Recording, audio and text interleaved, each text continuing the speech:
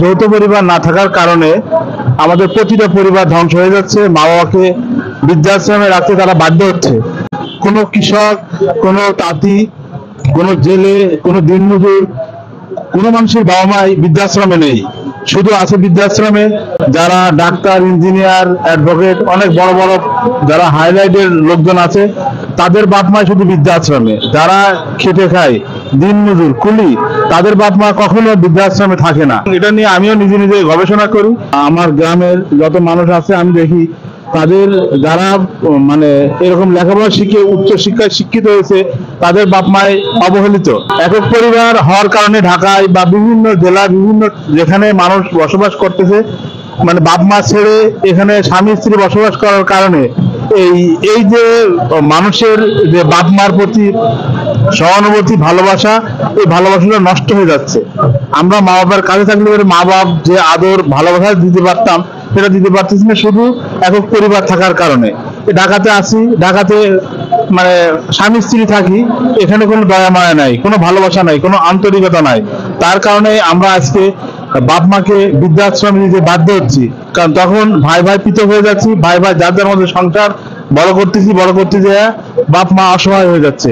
তখন বড় ভাই ছোট ভাইকে সম্মান করছে না, ছোট ভাই বড় ভাইকে ইজ্জত করছে না। এরকম করতে করতে আজকে আমরা স্নেহ ভালোবাসা কিছুই থাকতেছে না। তখন বাপ মাকে অসহায় হয়ে যাচ্ছে, বাপ মাকে কোথায় রাখবো। বাপ মাকে তখন আমরা বলতেছি যে আমি রাখতে পারবো না, তুমি রাখতে পারবো না, এরকম করতে টানাহেঁচা করতে করতে তখন বাপ মাকে বৃদ্ধাশ্রমে পাঠাতে হচ্ছে। এই বাপ মা বৃদ্ধাশ্রমে থাকার কারণে সে যে কি অভিশাপ দিচ্ছে। আর আমিও আমার মনে করি যে আজকে আমার বাপ মাকে যদি আমি বৃদ্ধাশ্রমে রাখি, আমি একদিন আমি বৃদ্ধাশ্রমে যেতে বাধ্য হব। কারণ আমি বাপ মাকে অবহেলা করতেছি, আমার সন্তানরা আমাকে অবহেলা করবে। কারণ আমি যতটুকু ভালোবাসা আমার বাপ মাকে দিতে পারবো, ওই ভালোবাসা আমার সন্তান আমাকে দেবে। মা বাবাকে যারা অবহেলা করে, মা বাবাকে ভাত দেয় না বা বৃদ্ধাশ্রমে রাখে, তাদের জীবন অন্ধকার। তারা জীবনে একুলেও শান্তি পাবে না, আখেরাতেও শান্তি পাবে না। আমাদের একটা ডায়লগ আছে, সেটা হলো আসুন আমরা শপথ করি পরিবারগুলোকে সুসংগঠিত করি, বৃদ্ধাশ্রমকে না বলি। কিন্তু বাংলাদেশে এখন দেখা যাচ্ছে যে অনেক পরিবারে এক ভাই গাড়িতে চড়ে বেড়াচ্ছে, আর এক ভাই ঘরের বেড়া নাই। এই যে পরিবেশটা, এইটার জন্য আপনি জাতিকে কি মেসেজ দেবেন? আমি মনে করি আজকে আমাদের প্রথম গোড়া থেকে বাপ মাকে সেই শিক্ষায় শিক্ষিত দেয়নি সেই সন্তানের। আমি 5 তলায় 10 তলায় বিল্ডিং এ থাকবে, আমার ভাই রাস্তায় দিনমজুর কুলে ঘুরে থাকবে, আমি এটা রাজি না। তাই আমার এখনো চিন্তা চেতনা, আমরা 3 ভাই আছি। আমার যদি ঢাকা শহরে একটা ফ্ল্যাট হয়, আমার ভাইদেরও সেই ফ্ল্যাটের অংশ থাকবে।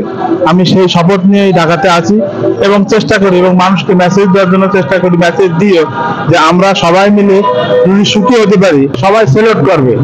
আর আমি আজকে ঢাকা শহরে মাছগ্রস্ত প্রলয় দেখাচ্ছি, আমার বাপ মা অসহায় থাকবে, আমার ভাই অসহায় থাকবে, সেখানে কোনো মর্যাদা পাওয়া যাবে না। আমি এটা মনে করি যে সবাই মিলে একটা কাজ করলে আজকে বৃদ্ধাশ্রমকে না বলা যাবে। আর এই পরিবারকে সব ফিরিয়ে আনতে হলে পারে যৌথ পরিবার থাকতে হবে। যৌথ পরিবার থাকলে পারে আজকে আমি আমার বাপ মাকে ভালোবাসতে পারবো, আমার ভাইকে ভালোবাসতে পারবো, ভাই বউকে ভালোবাসতে পারবো, আমার সন্তান দাদা মার আদর ভালোবাসা পাবে, স্নেহ মায়া মমতা পাবে।